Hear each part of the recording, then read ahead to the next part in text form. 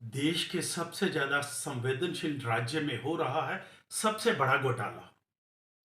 देश की आंतरिक सुरक्षा से हो रहा है खिलवाड़। न सिर्फ सुरक्षा से खिलवाड़ बल्कि लोगों की जान से भी खेला जा रहा है। पूरा माजरा समझाने के लिए आपको दिखाते हैं कुछ दृश्य। ई रिक्शा तो देश भर में आपको देखने को मिल जाएंगे, लेकिन पंजाब में ई रिक्शा में जो डराने वाली बात है कि इन पर नंबर कोई नहीं दिख रहा। हमने जानने की कोशिश की तो पता चला कि यहाँ ई रिक्शा चालकों के पास ना तो उनकी गाड़ियों का रजिस्ट्रेशन है, ना इंश्योरेंस है और ना ही ड्राइविंग लाइसेंस है। अगर कोई दुर्घटना घट जाती है तो यात्रियों को किसी भी तरह का इंश्योरेंस का भुगतान नहीं हो सकता, क्योंकि इन गाड़ियों का इंश्योरेंस है ही नहीं है। और सबसे बड़ी विडंबना यह है कि ये गाड़ियां एक जैसी होती हैं। इन गाड़ियों का इस्तेमाल देश के खिलाफ किसी भी साजिश के लिए हो सकता है। क्राइम में इन गाड़ियों का इस्तेमाल बहुत आसानी से हो सकता है।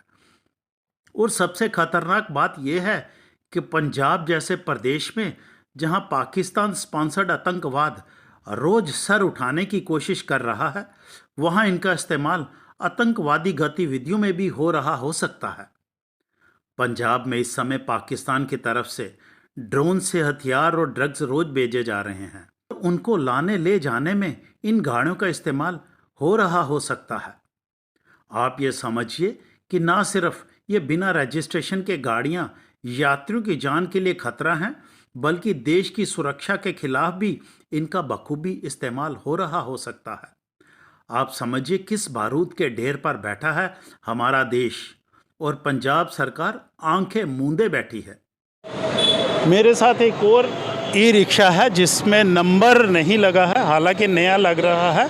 मैं इन्हीं से पूछता हूं, इनको क्या नाम है सर आपका? अनमोल जी।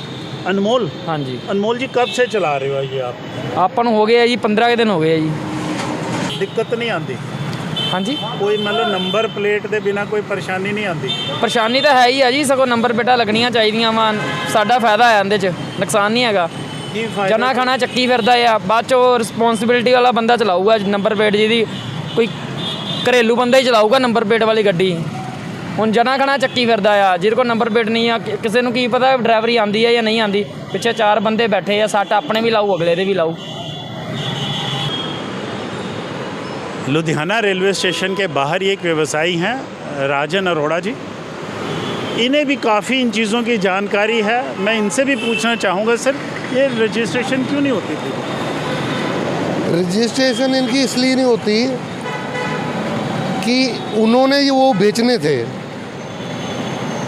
अगर रजिस्ट्रेशन नहीं होगी तो इनको चलाने में आसान है, कोई रोकेगा नहीं, पुलिस नहीं रोकेगी।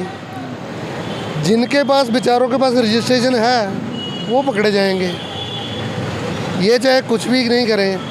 अब इनको पकड़ के करेंगे क्या? अब इनके पास आरसी नहीं है, इंश्योरेंस नहीं है, ड्राइविंग लाइसेंस नहीं है, कुछ भी नहीं है। अब पुलिस पकड़ के क्या करेगी? इनको बंद करेगी। बंद करने के लिए डिपार्टमेंट के पास जगह ही नहीं है। इसलिए आज पूरा डिपार्टमेंट मजबूर है, इनका कोई कुछ नहीं कर सकता। बिना नंबर की इन गाड़ियों का इस्तेमाल क्राइम में भी हो सकता है। ये सिर्फ हम ही नहीं कह रहे, बल्कि पंजाब सरकार के रीजनल ट्रांसपोर्ट ऑफिस में बैठे अधिकारी भी यही कहते हैं कि इन गाड़ियों का इस्तेमाल क्राइम में हो सकता है। इस बात से वह भी चिंतित हैं। लास्टली हमने हाल ही में एक मीटिंग करी थी with all the e rickshaw dealers and जो ई रिक्शा के रिप्रेजेंटेटिव्स हैं, along with our police counter parts, क्योंकि यहाँ पर सिर्फ यातायात में ही समस्या नहीं आ रही, कुछ क्रिमिनल एंगल से भी बहुत समस्या आ रही है कि एक जैसे लगते हैं सब ई रिक्शाज, कोई यूनिक आइडेंटिफिकेशन नहीं है हर व्हीकल की। रिक्शा चलाने वाले भी इनफैक्ट इस वजह से सफ़र कर रहे हैं, क्योंकि अगर उनका कोई गाड़ी का एक्सीडेंट हो रहा है या उनकी गाड़ी कहीं जब्त हो रही है तो उसके बाद उनका कुछ नहीं मिल रहा, कोई क्लेम नहीं मिल रहा।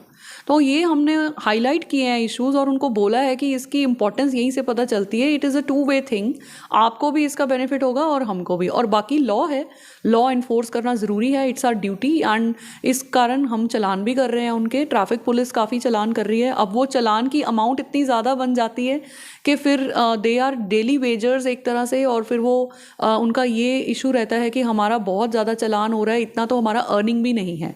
तो इस चीज़ की वो अहमियत समझते हुए अब रजिस्ट्रेशन की तरफ अपना पैर बढ़ा रहे हैं, क्योंकि उनको पता है कि चालान की अमाउंट भी ज़्यादा है और जो कॉन्फिस्केट हो जाती है गाड़ी बाद में वो तो कबाड़ में ही जा रही है, फिर कुछ बचता भी नहीं है उनके पास। पंजाब में पिछले 2 वर्षों से अधिक समय से बिना रजिस्ट्रेशन के, बिना नंबर से यहां गाड़ियां चल रही हैं। आप खुद अनुमान लगाएं कितना घातक हो सकता है उस जगह जहां पाकिस्तान स्पॉन्सर्ड टेररिज्म हर रोज सर उठाने की फिराक में रहता है।